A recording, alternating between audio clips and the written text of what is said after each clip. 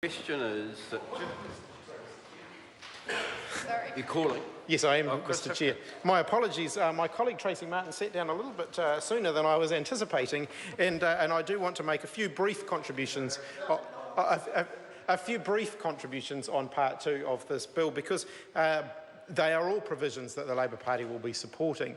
I want to, however, just canvass a couple of things. One is that this amends the Part 2 of this bill amends a number of separate acts, and I am concerned in the way the bill is drafted that these provisions have not received the scrutiny that they adequately deserve, because the traditional convention in the House is when an omnibus bill is prepared that amends a number of different acts. The different acts are different parts of the bill, so that they can actually be scrutinised appropriately by Parliament.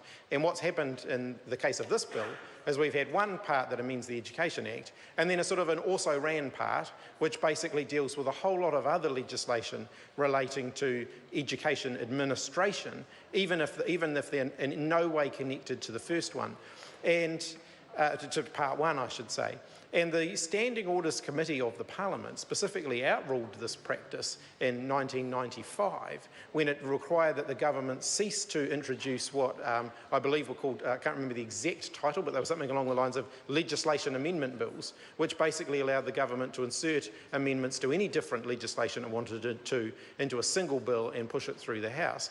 And the Standing Orders Committee was quite clear that there had to be a clear unifying policy purpose to connect all of the amendments that were put into the bill. And so the government have adopted as the policy purpose for this bill, updating and modernising education legislation. Well, that's not actually really a policy purpose.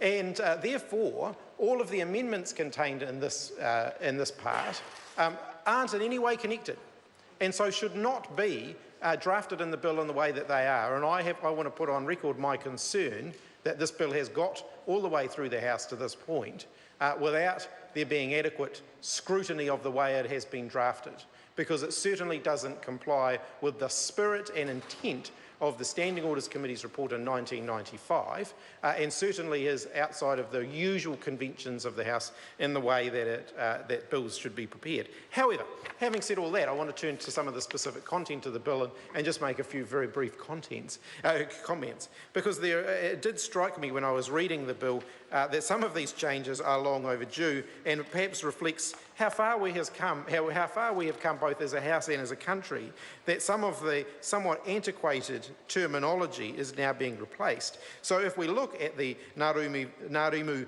VC 28th Māori Battalion Memorial Scholarship Fund and turn to the second clause in regard to this, we're replacing the phrase the Māoris with Māori. And I think that actually, I know that this might seem a small thing, but you can just imagine what was being said when they were debating this in the first place, and the attitude would have been vastly different to the one that we have today.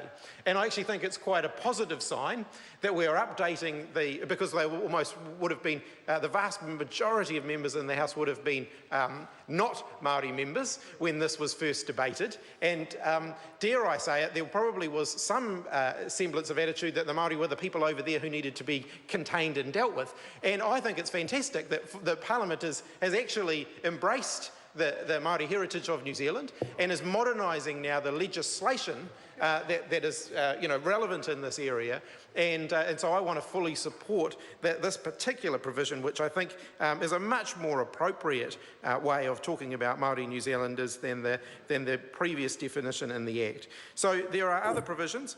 There is a provision that relates to the Minister being able to delegate their power around supplementary agreements with integrated schools. I would normally get into that in much greater detail, but the very next bill that the Parliament will be debating around education actually changes all of the legislative provisions around integrated schools in the sense that they are being brought into the Education Act as a whole. So there will be adequate and ample time to canvass issues around integrated schools when we come to debate that particular, that next bill that will be coming up. So the Labour Party certainly supports all of the amendments in part 2.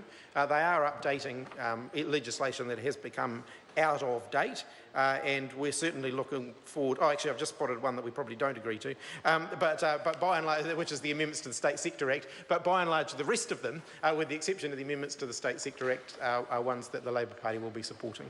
Chairman.